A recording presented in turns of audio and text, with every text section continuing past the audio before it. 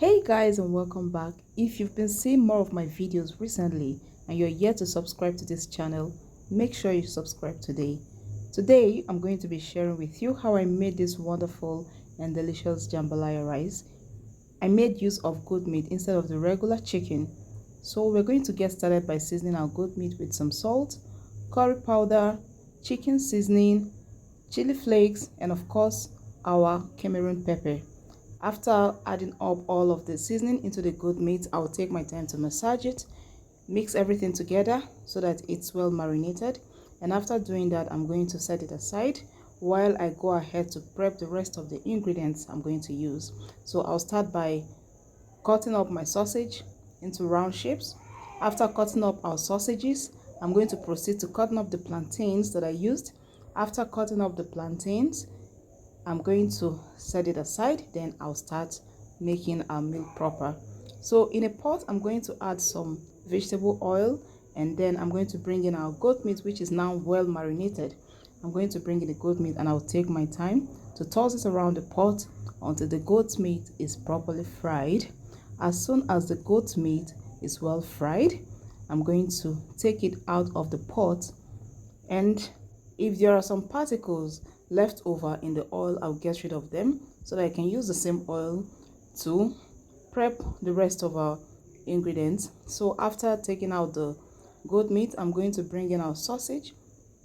Then I'm going to let the sausage sit in the oil for just 2 minutes. I wouldn't let it stay for too long. Make sure you're doing this on medium heat at least. So after frying our sausage just for a while, I'll take it out of the oil, and next I'm going to start making the base for our rice. So I'll start by adding some onions into our oil, and I'm going to saute our onions. While I'm sauteing the onions, I'm going to bring in our blended or crushed ginger and garlic. I'll add it for that flavoring.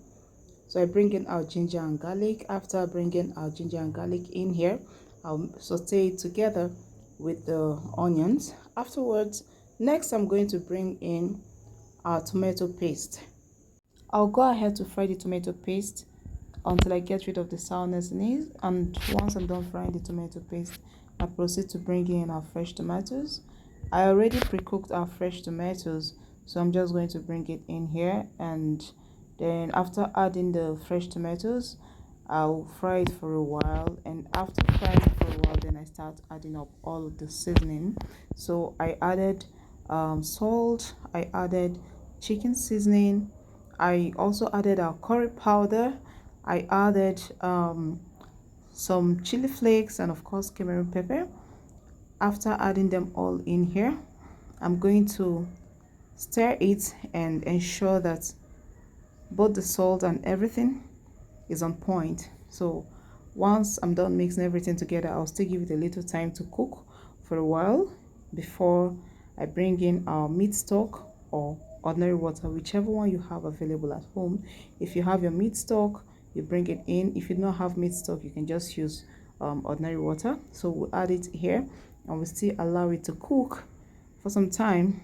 After cooking for at least 10 to 20 minutes, then we're going to transfer it into our rice. You can either parboil your rice or just wash it with some hot water. So we add our stew into the rice, mix up everything together, we stir it till it's well and properly combined.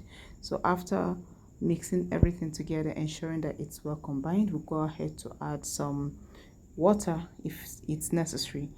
So add a little more water.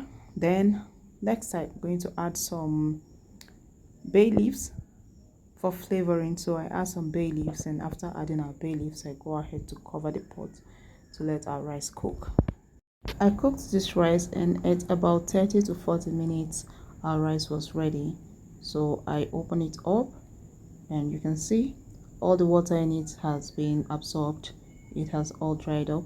So I go ahead to stir my rice, and once I'm done, I'm going to proceed to preparing our meat. To prepare our meat, I would add some vegetable oil in a pot.